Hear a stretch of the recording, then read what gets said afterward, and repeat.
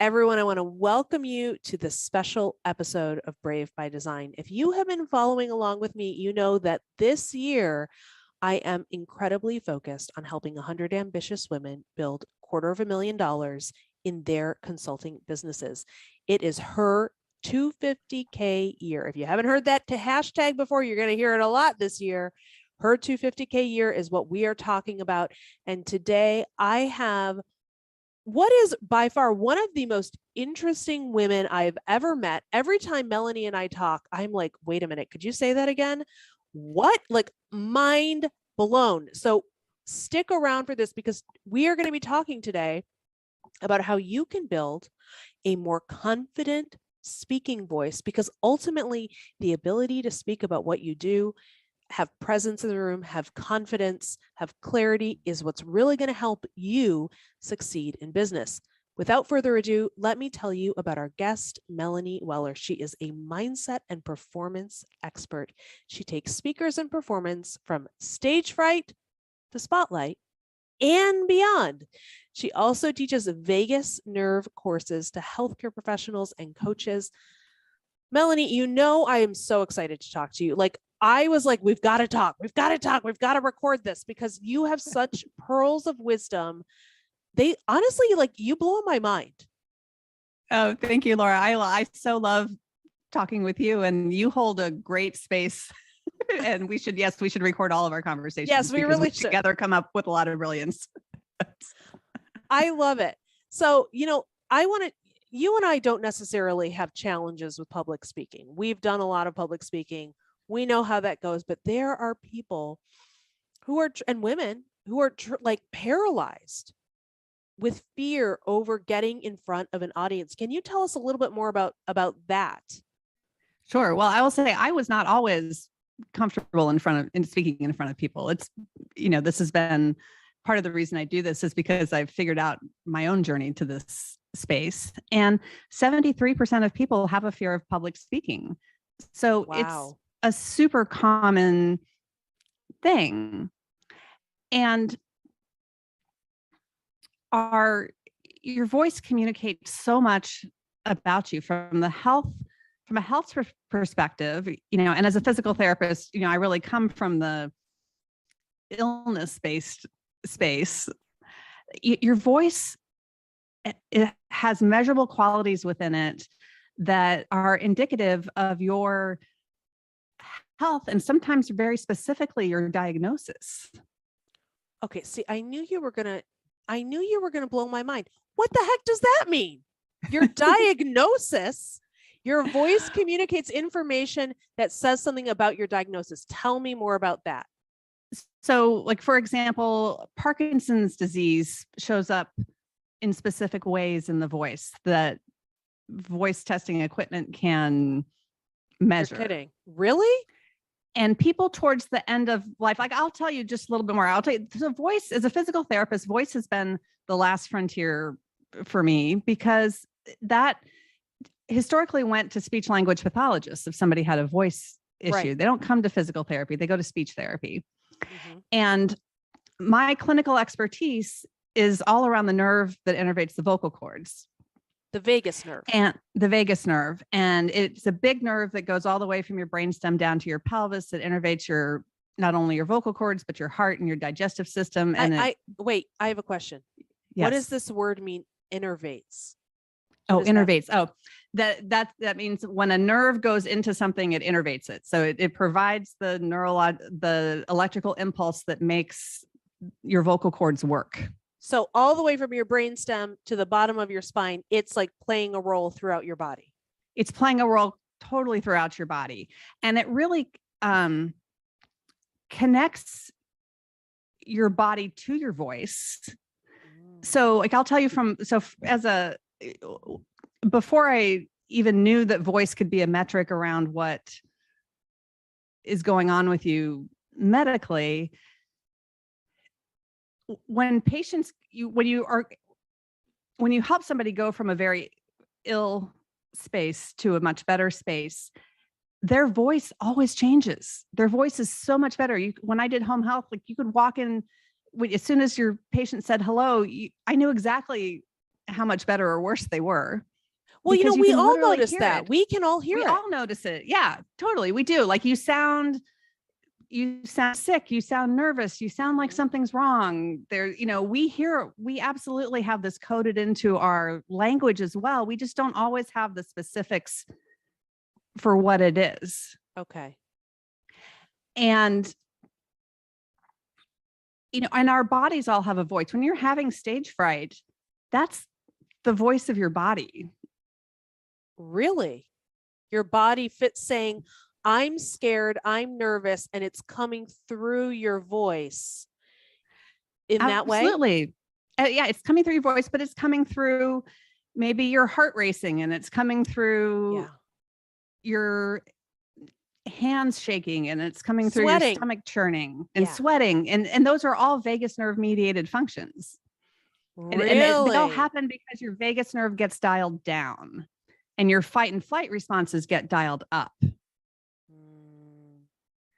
And so, and we all need, and there just needs to be more balance in there. And we're all wired for what's familiar, not what's right for us. Please say that again. That is so important. We are all wired for what's familiar, not what's right for us. This is why this wiring is one of the reasons that, for example, abused women go back to their abusers. Familiarity is inherently safe, even when it's not. Because it's known. It's a known quantity. Exactly. I know that this is what I'm going to get. And so that's maybe more comfortable for us than the unknown. Absolutely. Like, in your world, people making $100,000 instead of $250,000 can quite literally be a comfort level thing. So hang on, before we get into the voice stuff even further, I'm kind of hearing a subtext or an unsaid statement that I just kind of want to understand better, and if I'm on the right track. Because when you talked about stage fright, you said that's the vagus nerve. I don't know if you said it's some form of like it's being tamped down. Is that what you said, Melanie? Yes. Okay. Yes. So, which immediately makes me think, well, wait a minute. Like the chicken and the egg problem. Like what comes first? Is it the thoughts that affect the body? Is it the body that affects the thoughts? Like, because a lot of us, especially in the realm of mindset, we will spend a lot of time talking about the mind, and certainly there's lots, of value in that. But what I hear you saying is that there's a layer deeper than that, that even before it hits the mind, the body's reacted. Am I even on a pathway that makes any sense? Yes. Okay. Yes. And I would love to. Yes. And so I'll expand on that for a minute. Okay. So consider that your mind and your body are not two separate things, and that they don't need to be connected, that they are quite literally the same thing. Whether you're going to call it body, mind, or mind, body, but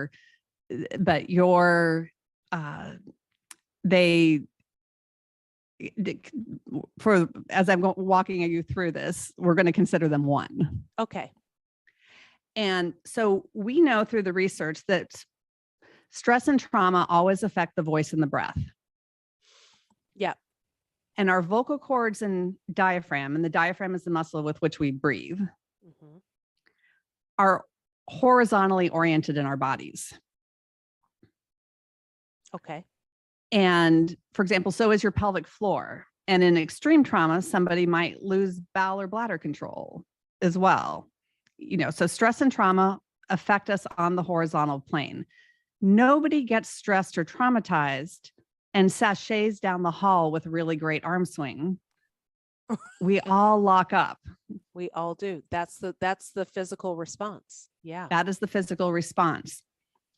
And so when these horizontal thresholds in our bodies constrict, then the vertical information going through them gets constricted too. And so, for example, your vagus nerve gets pinched. It gets more mechanical pressure on it. when your diaphragm has a response to trauma. Because the vagus nerve is obviously vertical. It's oriented vertically, yes. And so when the horizontal elements or they're muscles. I mean, a lot of them are not all, but muscles constrict. They affect sort of the nature of the vagus nerve, and it gets pinched.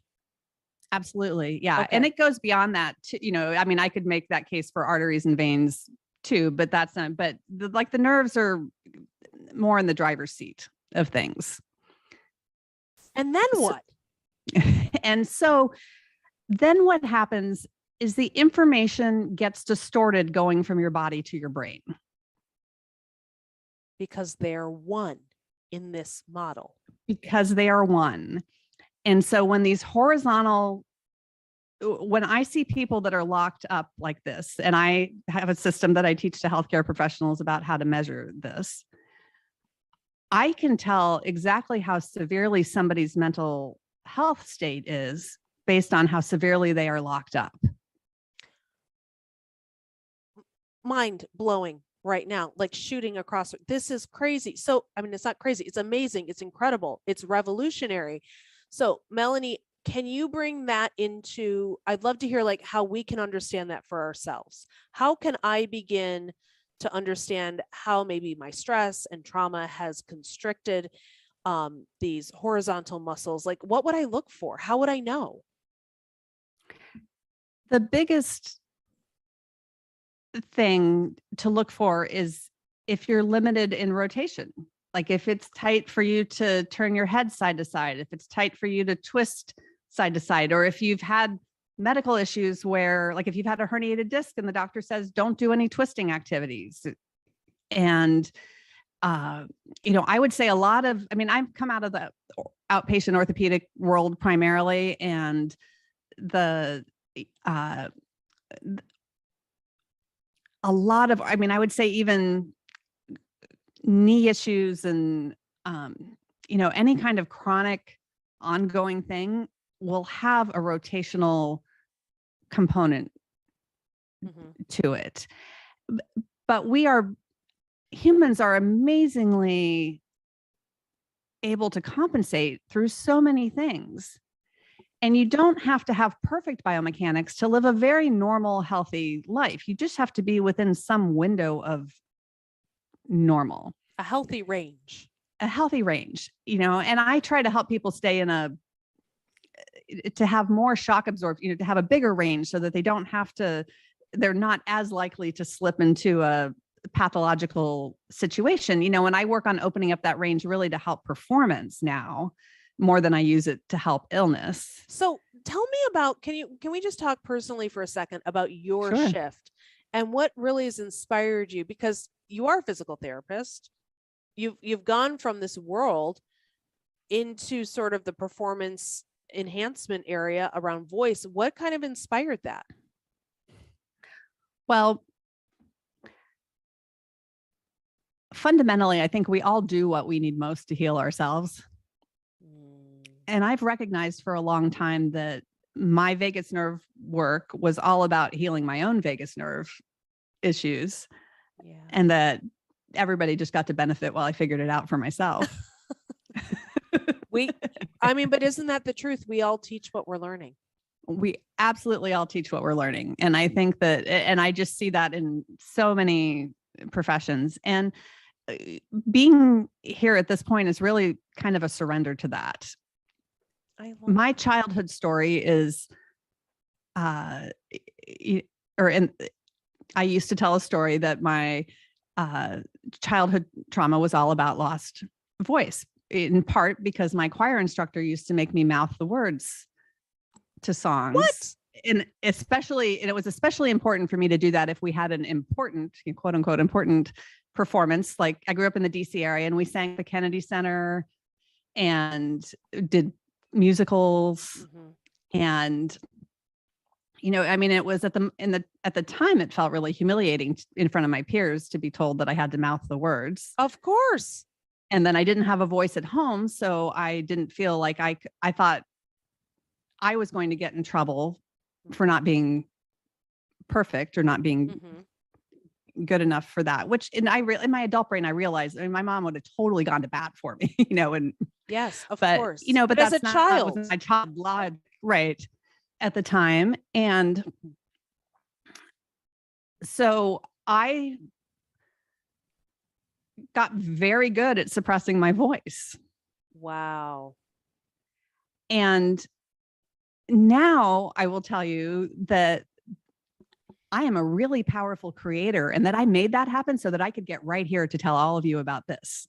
Oh, I love that. That is amazing. It's amazing how we can take those childhood wounds and if we're and one thing I want to say is I love how you started by saying this is a story I have told myself in a way of these stories, they don't have to, and it's not as easy as saying this, but just to explain to the audience, the stories don't have to hold you hostage. They don't have to have power over you. Your story can you can realize, oh yeah, okay, well, you know what, that served me for a while, or that helped me, or that kept me safe. But I don't need that story anymore. And it's a story I used to tell myself. And now I tell more resilient stories, or now I tell better stories, or now I realize how that story has actually really helped me today. I just love that. Thank you. Thank you. Yes, I consider the vagus nerve the bridge between your story and your body. And so I work with story a lot with my clients, because when your story is stress and trauma and not enoughness and whatnot, it dials down your vagus nerve. When your story is gratitude and appreciation and beauty and love, your vagus nerve functions better. Your vagus nerve really responds to feelings more powerfully than it responds to even breath.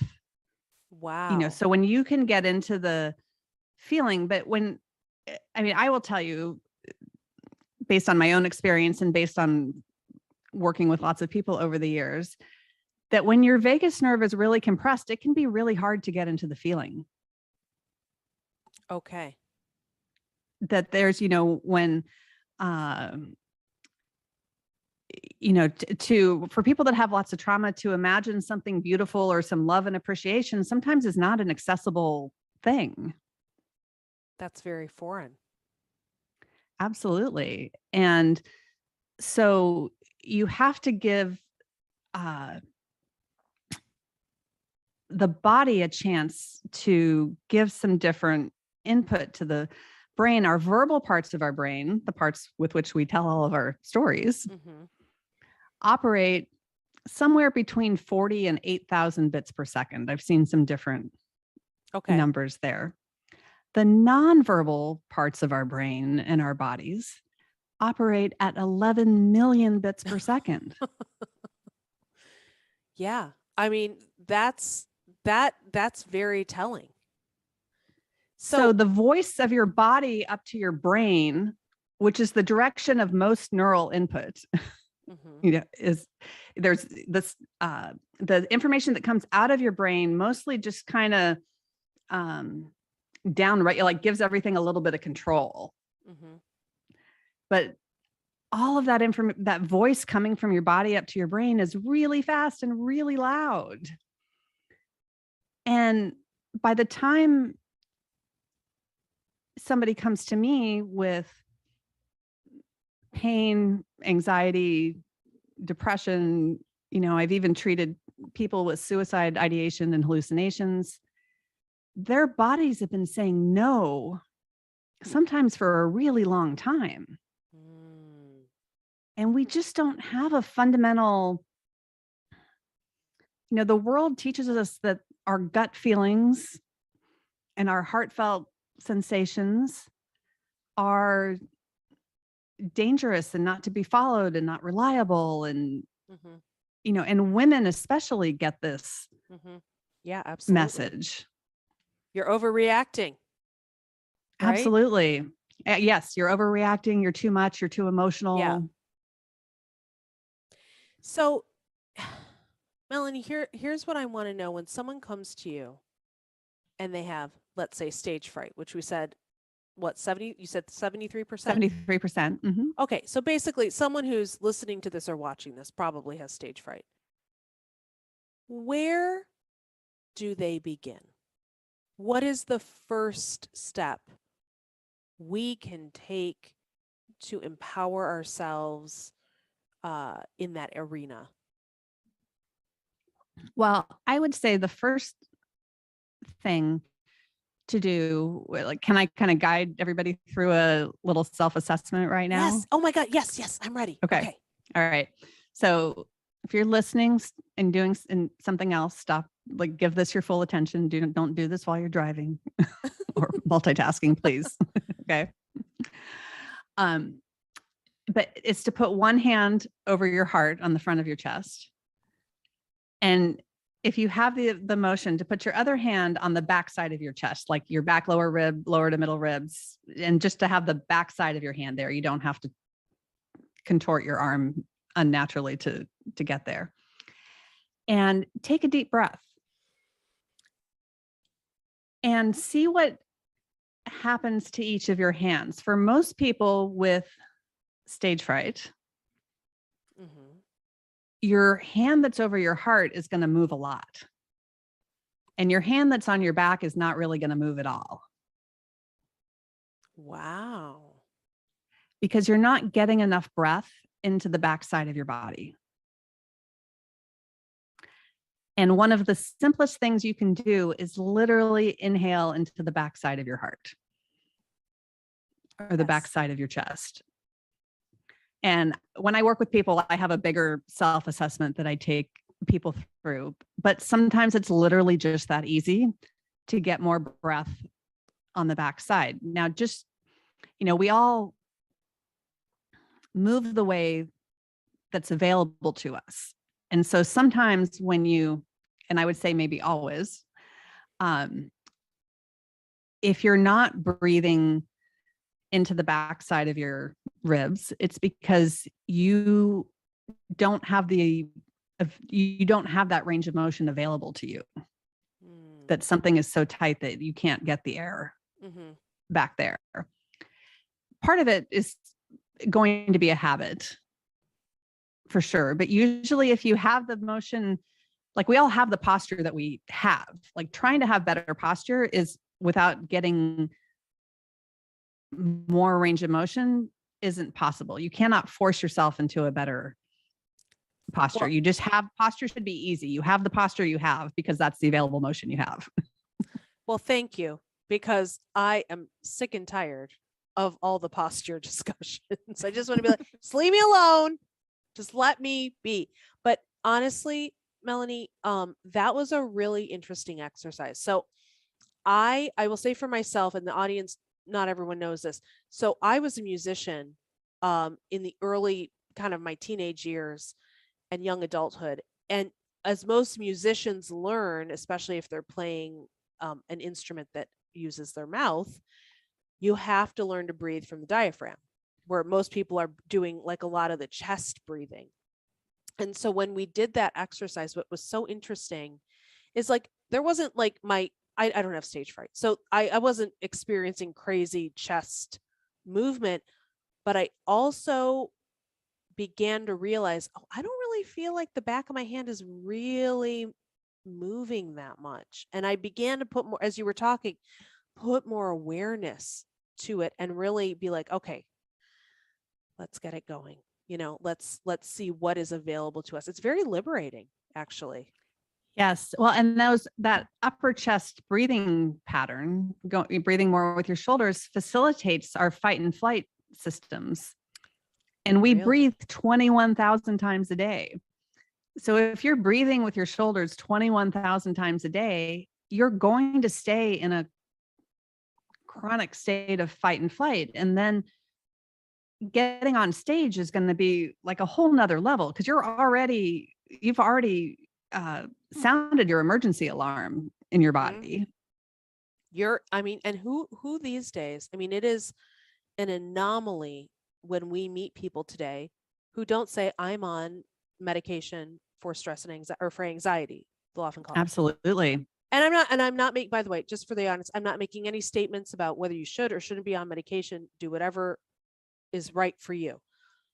But it has become so endemic that we're all kind of dealing with these issues. And I love to hear about other strategies for addressing stress and anxiety.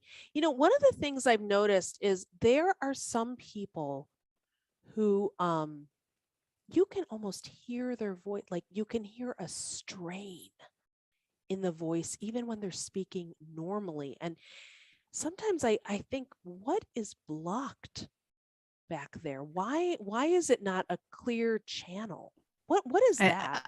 That's just, I would say that that's an indication that at multiple horizontal levels in their body that they are compressed, that somebody that it feels like sounds like they're straining is probably very severely limited in rotation, and that might not be picked up by every clinician, because you have to have a really skilled eye about where the compensation is happening. Young women are the most brilliant at compensating. Really?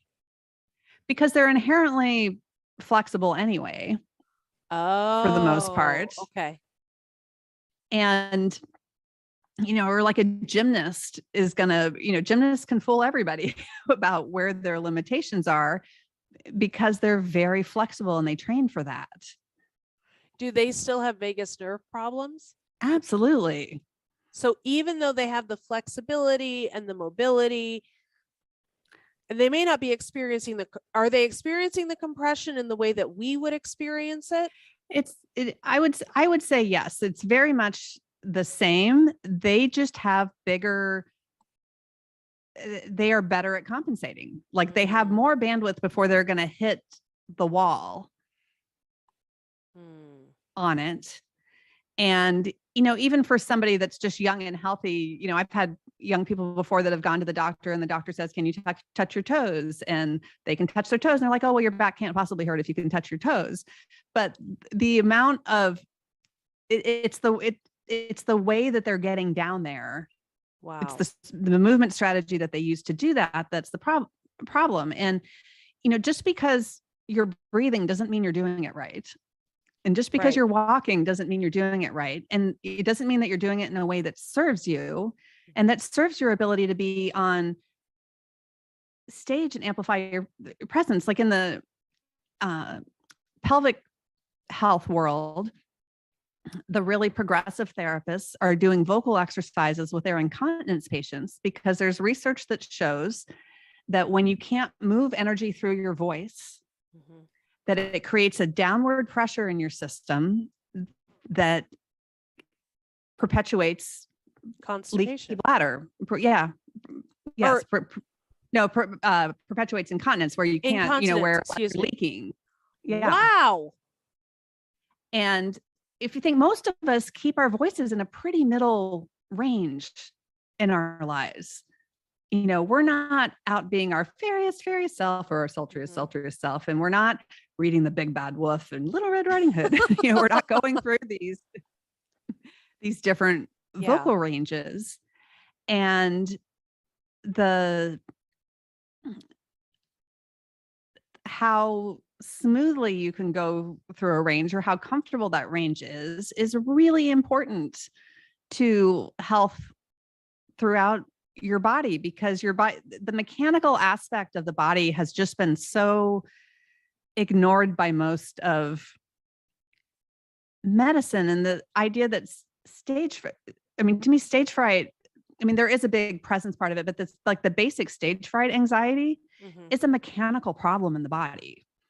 Wow. Or that and that the mindset piece is overcome so much more easily when you support the mechanical piece of it. And that starts with breathing. And it absolutely starts with breathing. It starts with, you have all the major muscles in your back and your chest and your abdomen attached to your diaphragm, and they make like an asterisk, like star in the center of you. And so when your diaphragm's not right, nothing is right. And I would say it also goes with getting grounded, because stage fright is a very ungrounded sort of experience. And so knowing how to be visionary and grounded at the same time. I work with a lot of visionary people that are absolutely brilliant and need to be on stages spreading their messages. And the challenge for them, they're so used to being up in their heads and above their heads and seeing everything. And our society certainly supports being in your head way more than it supports being in your feet. Totally. That, really being able to, I call it embody your mindset, Mm-hmm. is the key. And our stress lives very prescriptively in our bodies. Like when people have a tight head or tight neck, and they're not able, or headaches, or and I don't want to minimize the medical pieces that go with this, because I've spent over 25 years in that world. This is just one facet of it. But they're very often being the hero in someone else's story at the expense of their own, or they're satisfying everybody else's desires in their life at the expense of their own. And there is an archetypal pattern underlying that is supporting the dysfunctional situation. That's kind of interesting, because as you describe that, and you talk about, pressure on the neck and shoulders, the image that comes to me, and you just talk about archetypes, is Atlas holding up the world. Absolutely. And if you're trying to hold up everyone, on your back, metaphorically, that may, to your point, have physical repercussions.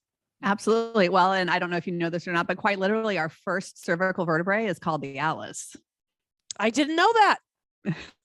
So that's absolutely the archetypal energy that goes with it. And we use that in our language. Like when we, are shouldering too much or bearing too much, or stomach, can we stomach that? Or, like we use these archetypal phrases. Yeah. And people always tell me exactly what's wrong with them and where it is by the words they use. That is so fascinating. And I know you know this, but for our listeners, if you have not already read The Body Keeps the Score, it's basically right in tandem with exactly what you're talking about, Melanie, right? Absolutely. Absolutely. I think it's a brilliant book. It's not the easiest read if you're not right. That's a good point. If you're not captivated by people's traumatic stories. I tried to listen to the audio book of it in the car on a road trip once, and my husband was like, "Can you please find something else?" Do you know? Okay, funny story. I also listen. That is very odd. I also listened to it on audiobook on a road trip, and I was driving, sobbing. And I was like, I got to turn this off. I'm going to kill someone on the road. But it's tough. It's intense. Yeah. And I think while it is definitely a core book within the psychiatry and psychotherapy community, I think the title doesn't really serve, like I understand what Dr. Van der Kolk is saying with it, but our bodies are not a win-lose situation. True. And I think imagining it as a scoreboard is not, your body's telling a story. Rather than keeping a score. That's and beautiful. When you can voice the story of your body, then you have the power to change it. I love it. You can't change a scoreboard. That's right. But you can change a story. Well, that feels very empowering. And so I love your reframe around that. I do have a question for you. Well, first of all, I'd like to know your favorite karaoke song. Because I have one.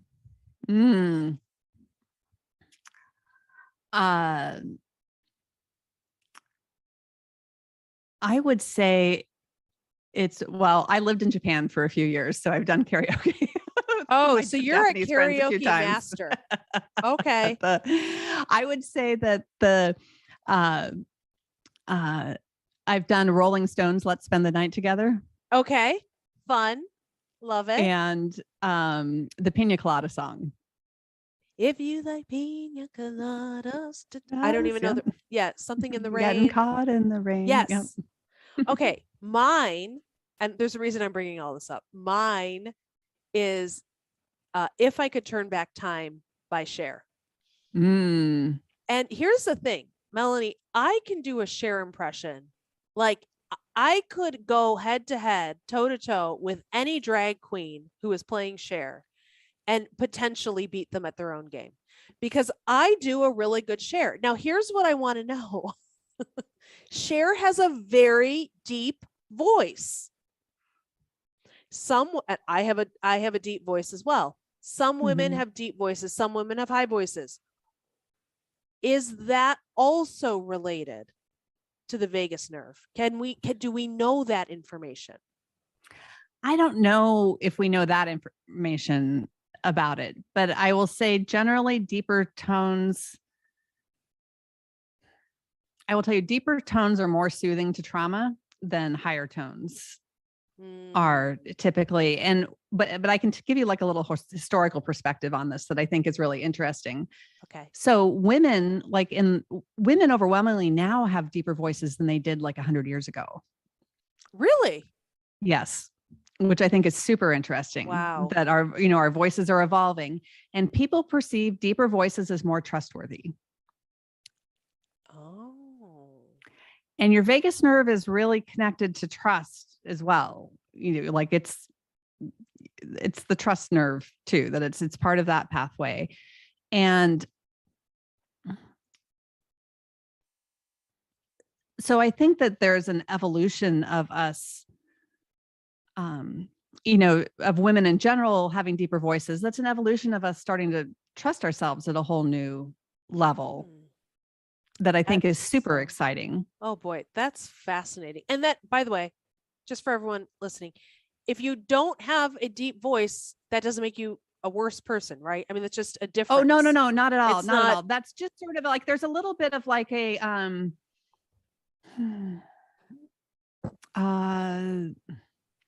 there's probably some bias worked into that because we've been forced to trust men for so many years. And so the rub in it is that, women historically in the workplace had to go play the work game like a man. Yeah, sure did. They had to go play the man's game. They couldn't, really be themselves. Right. And so there's also that piece where like we've adapted, sort of done it to survive a man's world in a different way as women now have the right, at least in the US, have the right to vote and work outside the home. And there's things are very different than they were 100 years ago. So fascinating. So I don't think it's really an either or situation, that it's kind of a yes. And I think what's really important, I'll say, the thing with getting men to exercise their vocal range is really important. For sure, right? Just as it is for women. It's for the all same of us. thing. I mean, it's absolutely, it's just part of the human experience, but men are conditioned to stay at, I know their higher range isn't usually as, isn't going to be as high as a woman, but they're also, the cultural overlay is very often the deeper your voice is, the more manly you are, that there's some badge of honor sort of coded into that, in your identity, and some amount of safety as well. And what's most important is to figure out what your kind of where your authentic voice is, and you don't really know that until you play with voicing different parts of your body. And I think this is part of the reason that we give so much money and reverence to Hollywood, because they're the ones that get to play with their voices and to play with their archetypal energy and, see and like kind of try on different costumes and see what fits. And they get paid to do that. Most of us don't get paid to do that. Right, exactly. But we can all kind of play with that too, if we want Absolutely. Absolutely. And the hardest part is feeling safe very often in playing, in that kind of place. Sometimes, being silly is, sometimes, people got punished for being silly when they were small, and that then becomes very hard just to be joyful when they're, when they're adults, and that when, and there's like who you are on the inside and how you're showing up in the world and what the world expects of you. And those three things kind of intersect at different levels. And getting where you feel safe enough in who you are that you can show up as yourself, no matter where you are, is really where the magic is. The trust research largely exists as trust between two people, or, as a relationship between self you and somebody other than you, self and other. But trusting yourself is the biggest gift you can give yourself. And the world gives you all sorts of reasons not to trust yourself, or that you might need this nail polish, or you might need, this or that or whatever to. Yeah. It's all this capitalist stuff of I'm going to sound like, I don't know what I'm going to sound like. Anyway, it doesn't matter. We live in a society where companies are looking for you to find a lack or recognize a lack so that they can sell to you.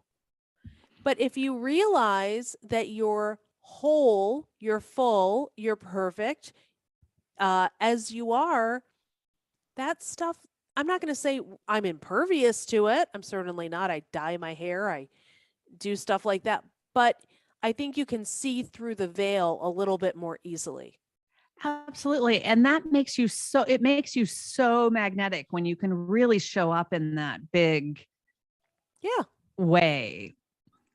That's really where the star quality of things are, and where your ability when you're on stage to get the audience to connect with you and have a transformative experience themselves. And that connection is so driven by your vagus nerve and the electromagnetic field around your body that it creates, that there's so much untapped power in there for speakers. And this is really where I'm passionate at helping people intervene. And I just sort of discovered this on accident, or I would say on accident, or it's just sort of, I think part of my own skill set that I didn't realize what I was doing when I was developing it. But I can take a group of people, if I treat one person within that group, and get the whole group to shift. And if I hear that, I would say there's sort of a neurobiological element to that. Oh, there totally is. But the most fun group to do this with are a bunch of doctors and medical students, because they're like, what did you do? They can't rationalize it. I love it. Melanie, obviously we could talk for hours. I mean, is that we could.